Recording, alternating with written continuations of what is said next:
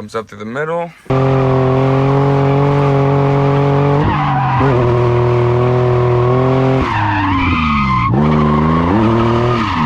We are going to be installing a Henko Autolab handbrake. I got the whole entire kit. So here's the dual caliper brackets. Some good old stickers. They even wrote "Hope you dig it" on it. That's sweet. These are the lines for it. This is the line for the reservoir for the fluid. Here's the actual handbrake, which looks sick. It does feel good inside the hand.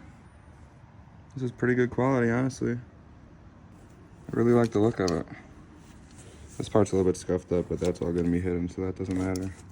And last but not least, the axle spacers, which I've heard a lot of mixed opinions on these axle spacers. These ones go between the wheel bearing and the outside part of the axle, and then the FDF ones go on the inside part of the axle against the differential. I might install these. I know a couple people that don't run them at all, and they've broken a few axles over the years. I'm gonna run these. I have a spare set of axles, so if I do break axles with these on there, then I'll take off the spacers whenever I install a new axle from the broken one. So we'll just install for now and see what it is. But I did get the 7mm ones. Start off by taking off the shift knob, and we can take this part off.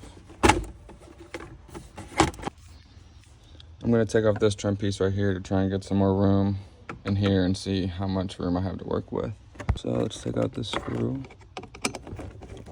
So I've decided to put this in there and just see how it test fits right now. And whenever I'm in first gear, I'm not going to hit it. And also this isn't tight inside of here, so I need to fix that. But I'm just test fitting right now and I don't hit it when it's over here. Even with the transmission shaking, it doesn't hit it. It is going to be close, but I'm trying to angle it just a little bit so I'm not hitting it, but I don't want it completely. So I'm gonna outline this bracket and then take out the master cylinder. We're gonna take out everything outside of the bracket, put it on, drill the holes, and then bolt it all up. But I just wanted to make sure we were clear of first gear before I did all that. Now once you've taken it all apart, you got just the bracket, and you can see what you gotta do and what you gotta take off to drill your holes. There we go, we start lining it up. I ended up taking out this vent right here just to make it a little bit more accessible. Now we got our drill marks and everything all marked out, and I'm gonna start drilling. All right, we got all the holes drilled out. Before I paint the holes to make sure that it doesn't rust, I make sure that all of the bolts fit in there before I do anything. Which they do. It's a little bit angled away from first gear so it won't hit it. So I'm gonna paint the holes, make sure it doesn't rust, and then I'm gonna mount it. I believe I'm gonna need to drop the transmission a little bit so I can get up in here. So I'm gonna spray some spray paint on a paper plate and then use some Q-tips just to paint up the bare metal so they don't rust out. Now very carefully without spilling this dang thing.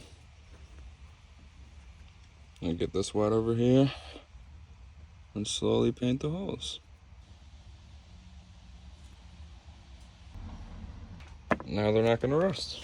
So I'm gonna start taking off the wheels and start taking off the suspension instead of mounting the handbrake right now. I think it would be better to mount the handbrake and the lines together inside of there, or else you won't have enough room to mount the bracket and then separately mount the handbrake inside of the bracket with the lines. I wanna get the dual caliper bracket on the car, and then I can run the lines and then install the handbrake with the lines at the same time. So I'll do that last, I guess.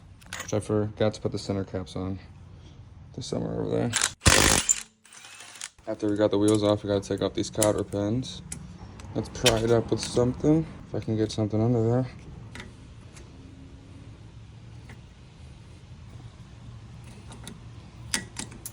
There we go. Size 32 socket. There we go. Let's go do the other side. Got these axles now. I got 2 bolts left.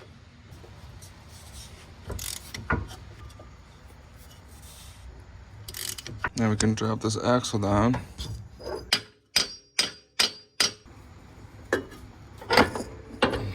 After you take out the axles, then you want to take off the caliper and then the rotors.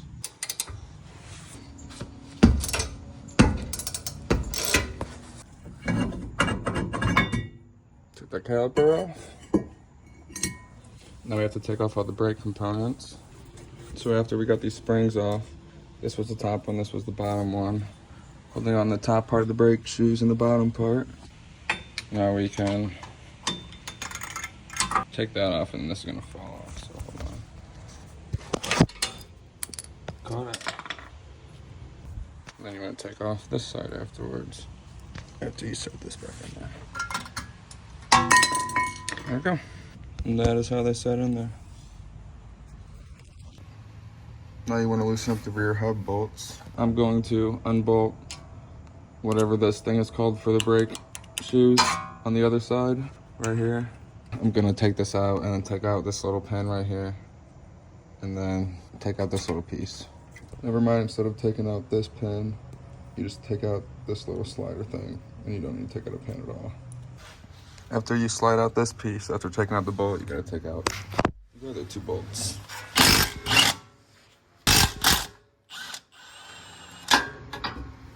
Put the bolts back on so I don't lose it.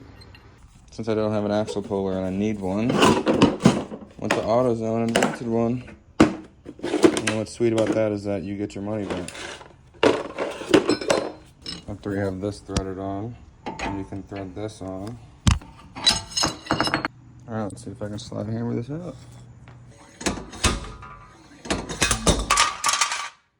So now since we have everything off, this is the orientation that it would sit inside the car, like that. But we need to cut out some of the dust shield so the new brake caliper can go on. So I'll mark a spot right here and there, and then we'll cut it out.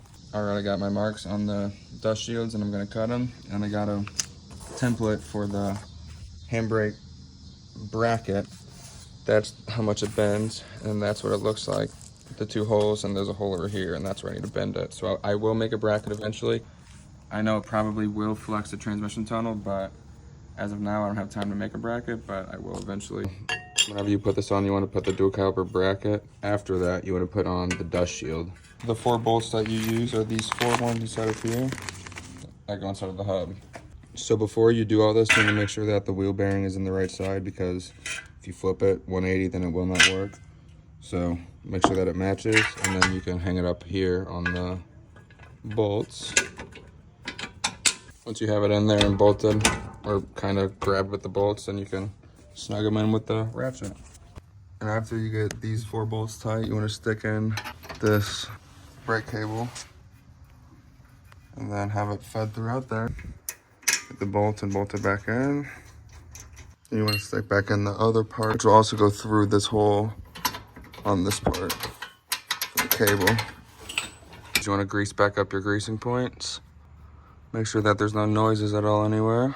Put this piece back in, and then it'll go in here like this, and then you'll put this little pin through. There we go. That is how it should be sitting inside of there with these tabs, because this is where the brake shoe goes, right here inside of this slot. And then right here inside of this slot. Then when you're installing the brake shoes, you have to put this pin right here inside of this hole. This notch should be right there, and the other notch should be inside of this part that we just installed. And same thing with this other side. You should grease up each brake pad on the ears, or the brake shoe. I normally put them both in, and then I'll put in this little adjuster part in the middle afterwards. That's how it should sit in there. Make sure everything is still inside where you want them. After that, you want to put on your spring from that hole right there to this hole right there, this spring.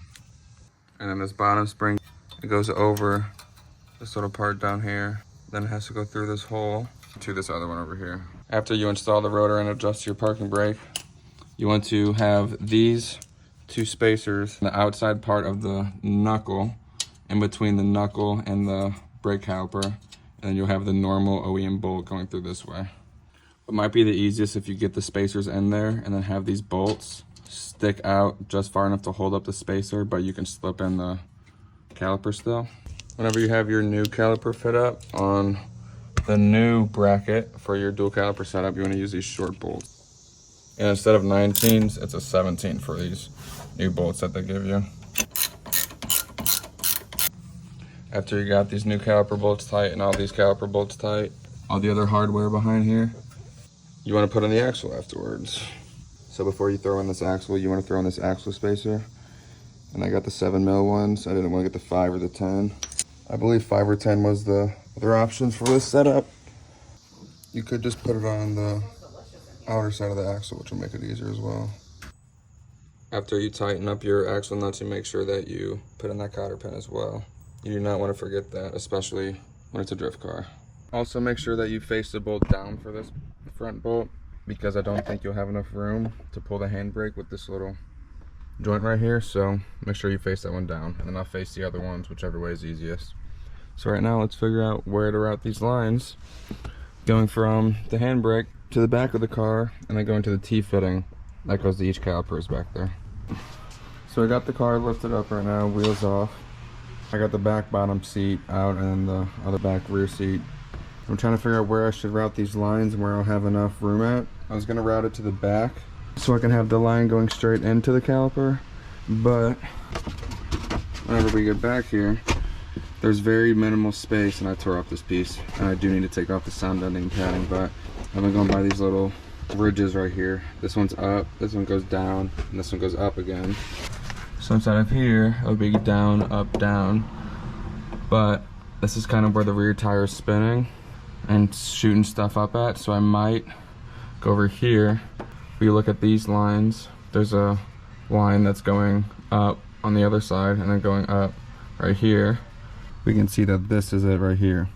So we can go anywhere in this area. And then here's this little dip right here. And then there is it right there. So we can go in this area, route the line behind the coilover, and then have it go straight to the caliper right here. So I think that's what I'll do. So I started taking out this seam sealer right here, and I think this is going to be the best place for it. It's right next to this dip, which is right here. So I should be coming out right in this area. I believe I should have enough slack because this should go through here, right about this point, and then I should have all of that afterwards. So let's drill a hole and find out. How I'm going to test to make sure I have enough slack before I drill a hole. This goes into right over here in this area, which means that I have this much left, which if I'm holding it with a zip tie, it goes all the way down here. And then if I add another zip tie, it goes to the bend down here. So if we set it up here, we set it to where the hole would be. The zip tie goes to the right of the edge of the metal. And then we have this much to work with until this bend, which we have enough room. I'd like to do that just before I drill a hole inside of the chassis and I get it wrong and I have to drill another hole and then seam seal or bond it or do whatever. I don't want to do anything like that just to seal a hole that I didn't need to drill in the first place. So right about there, then I'll come down and I'll wrap her around. So I chose to go with the 3/8 hole drill bit because it's about the same size as the ridge that this is going to need to go into. I got both my holes drilled, and I'm gonna spray some spray paint and then use this so the holes do not rust.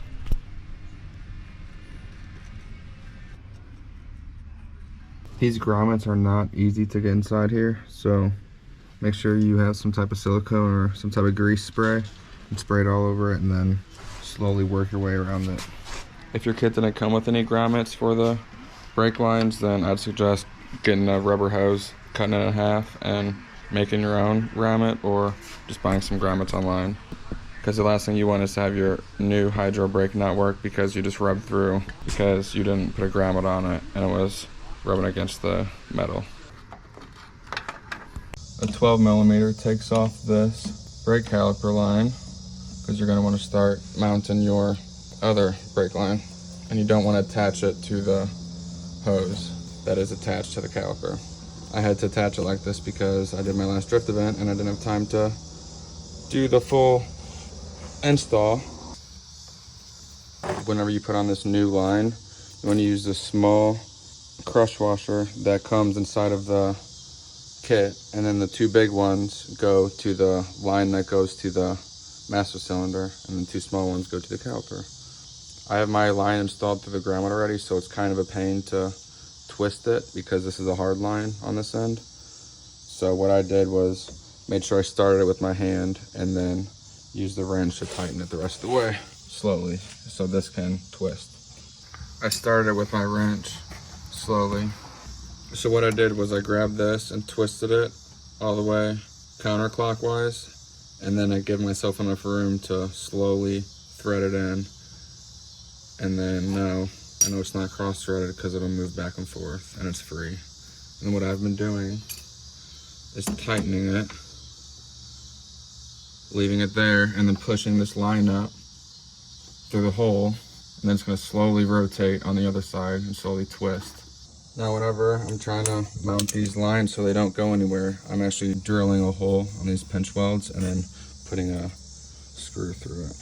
At the point of mounting the bracket of the handbrake, and like I said earlier, you want to face that front bolt downwards or else it won't have enough room. With that handbrake right there, it'll stop it, so you have to face that one downwards right there. And then to even see what we're doing, we have to lower the transmission because there's a bolt right up there. There's one right up there, and there's another one that I cannot see. So we're gonna drop the transmission brace, and then we're going to see how much lower we can get it to see if we can stick our hands up in there. So after you get everything mounted, you want to stick a hose to the outlet port going to the reservoir, and then you're going to bench bleed it by pumping this, and it's going to pump fluid throughout the whole entire system and then get bubbles throughout the master cylinder, and then we can hook up the line and then bleed the whole entire system. You can actually see the process happen to start pumping the handbrake, which is now. You can see the fluid start coming up. I'm also fighting gravity a little bit. I'm just slowly getting through, and the level is slowly dropping. So we can add some more fluid in here. And then keep doing this until there's no bubbles that are coming out. And then this banjo bolt with these 2 crush washers. One goes on one side and one goes on the other of this line that goes to the master cylinder. So this is what it needs to look like. Crush washer fitting and then crush washer. So I've ended up routing everything through the side part of this carpet right here. Goes under the seat. I need to put on this armrest just to show that it doesn't hit, and it goes right over this part without hitting. And then I need to put some self-tappers in here because these zip ties inside of here just were temporary. And I'm about to drill a hole inside of here in the middle. Here's my little mark right there. I don't have a tap or die. I'm just gonna cut some slits inside of this bolt and make it a tap basically. And then tap a hole inside of there. I got the bolt cut on the tip over here. And slowly make my way in. Just 2 cuts on each side. That's all I needed. I got this spacer. I don't know where I got it from. It did not come with this kit, but I'm gonna put it on here so it clears this bump right there and then goes inside the hole. And that is what it looks like.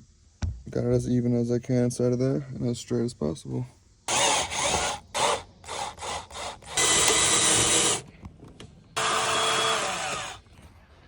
So I trimmed out everything and it all looks good. I missed the Dremel once over here first, and then after that I just stopped caring. We'll probably either get a new one or paint this and make it not noticeable, but yeah, that sucks. So it doesn't hit over here. It doesn't hit over here whenever I pull it. There's that divot down there, so I'm not gonna be hitting it. Here's what the bottom part looks like. I used a pair of die cutters and I just cut it wherever I needed to, and it doesn't touch anywhere. So it doesn't look the cleanest, but it's gonna be hidden, so I'm not worried about that. And I'm gonna show the lines under here. I just wanted to make sure all the lines and everything would be hidden, but they're all going throughout this part. And the reservoir is inside of the center console. And I'll show you how I have that routed down there. And then it all goes back there. And then goes to each side, to the left and right. I have both the lines routing through over here. I have it zip tied to this little bracket. And I have duct tape around the zip tie so if it does rub or whatever, it's not gonna rub deep into the lines. And then going through the back side, I put a self-tapper inside of this bracket right here so I could hold this line. This one goes throughout the bottom of the carpet up to here. I also zip tied it to this little bracket right here. I tapped the hole, which I showed earlier, and it's even inside of this space. I put a little spacer on it so it doesn't go in that little bump right here. I self-tapped a wire holder right here, and then right here, I also put duct tape inside the spots that would be rubbing against metal just in case. And it goes to the grommets, and then all the way down to the calipers, which it does not hit anywhere. See the line right there, come out, and then go around the upper control arm, and then go straight into the caliper. I did route and mount the reservoir inside of here just because I thought it was easier instead of going to the engine bay, and I wanted to keep heat out of it, so inside here I thought was a little bit better. I didn't need to cut anything over here. I just took out that little vent, which I might try and fit back in, but I don't know if I'll be able to. If not, I'm not worried about it because it's just for your passenger footwell, I believe. Maybe your driver's side as well. As for the fluid reservoir, I have that routed the same exact way as this other one, but whenever the center console was mounted, I dipped this line down further into the side of the transmission tunnel, and then I'll wrap the bottom part where this duct tape is. I'll wrap it under this little space right here, and then it goes around, and then after it comes out through this, which is why I have this duct tape so it doesn't rub against nothing, it goes on the inside of this bracket, and then this is where the master cylinder is right here when it is mounted. But whenever I take the center console off, I can just remove it like this and then just set it aside. This side is the same thing, symmetrically. Everything's tapped in the same place. Even drilled the hole in the same spot as that side. And I also made sure that this is not gonna be smushed by the seat whenever you put it on. The seat stops right about here, and then the armrest thing sits above it, and then will stop right in front of it and doesn't hit it. And I'll show you whenever I install it. And yeah, that's about it now. I gotta install everything else and make sure this locks up. So you can see whenever the armrest is in, it's not pressing up against it or nothing. And then whenever it goes up, same thing. Everything's all done and mounted. Nothing's sticking through. I need to remove this buckle, I just remembered that, but lines are all rounded under here. Got the reservoir inside of there. You can't see anything from in here, and everything's all hidden and all good. All right, let's go out and test this.